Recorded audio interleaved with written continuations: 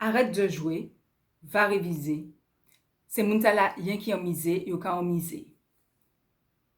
Et si la vie n'était pas faite pour être aussi sérieuse et aussi dure qu'on vous fait croire? Bonjour, je suis Diana Marie-Sainte et je suis thérapeute holistique. Aujourd'hui, je voudrais vous partager mon point de vue sur la vie. Parce que bien souvent, ce qu'on nous inculque comme croyance, comme notion quand nous sommes petits, c'est que il faut en profiter pendant qu'on est jeune pour pouvoir s'amuser, parce que plus grand, ce sera fini, il faudra travailler dur pour pouvoir avoir de l'argent et payer son loyer, payer ses factures, faire les courses, nourrir ses enfants, sa famille, acheter une voiture et j'en passe.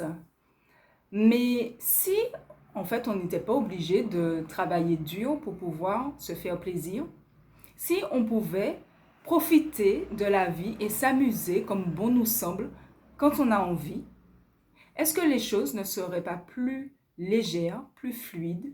Est-ce qu'on n'obtiendrait pas ce qu'on souhaite avec beaucoup plus de légèreté? C'est un questionnement que je vous amène.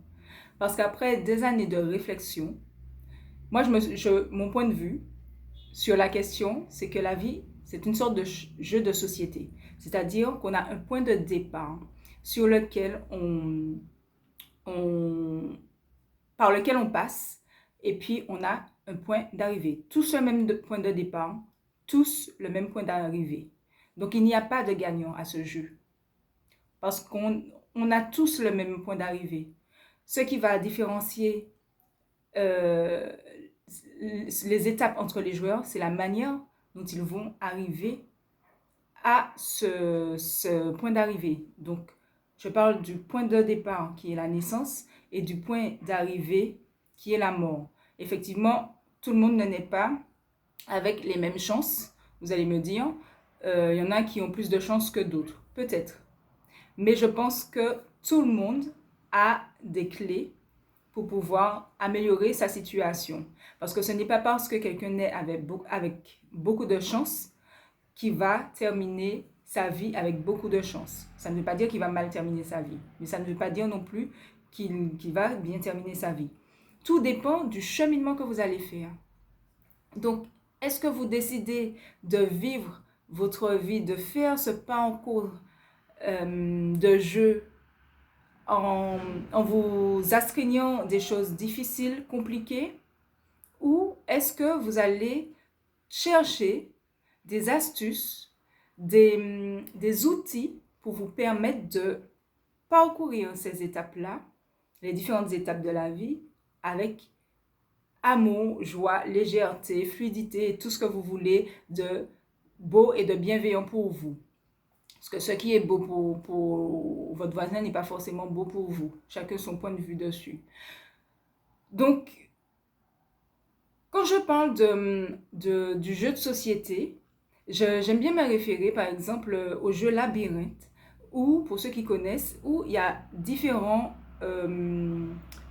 trajets, différents chemins, les pions bougent tout le temps, les murs bougent tout le temps, et la vie pour moi c'est un peu pareil, il y a tout qui bouge tout le temps. Et on peut choisir un chemin, se retrouver contre mur, et puis le lendemain, finalement, ce mur, il saute. Pour une raison ou une autre, ce mur saute. Et on atteint son objectif plus facilement. Est-ce que quand on se fixe un objectif, on est obligé d'être sous tension pour pouvoir l'atteindre? Pas forcément. Donc vous allez me dire que oui, quand on joue à un jeu de société, certains jouent avec beaucoup plus de légèreté que d'autres. Il y en a qui sont beaucoup plus contractés, qui ont envie de gagner à tout prix, qui ne veulent pas perdre, qui ne profitent pas réellement du jeu parce qu'ils s'énervent. Mais est-ce que vous êtes obligé de faire comme ces gens? Les gens, ils ont le droit de vivre leur jeu comme ils veulent, mais est-ce que vous êtes obligé de vivre votre jeu de la même manière? Est-ce que vous ne pouvez pas, justement, chercher des clés pour pouvoir améliorer votre vécu du jeu? Vous allez me dire, oui, mais il y a des gens qui souffrent, il y a des SDF, il y a des femmes battues, il y a des hommes battus aussi, et des gens qui meurent de faim et tout. Ok, d'accord. Mais si vous êtes dans un jeu, qu'est-ce que vous faites? vous cherchez des solutions et vous trouvez des solutions pour pouvoir atteindre votre objectif. Donc là, c'est ce que je vous propose de faire également, où vous vous sentez bloqué. Cherchez des solutions où vous prenez du plaisir pour que cette vie ne soit plus un fardeau pour vous. Parce que moi, je pense qu'on n'est pas obligé de vivre cette vie comme un fardeau, mais vraiment comme quelque chose de merveilleux et, et, et de bienveillant pour soi. Je vous dis à bientôt pour une prochaine vidéo et surtout pensez à vous abonner pour pouvoir recevoir mes vidéos dès qu'elles sortent.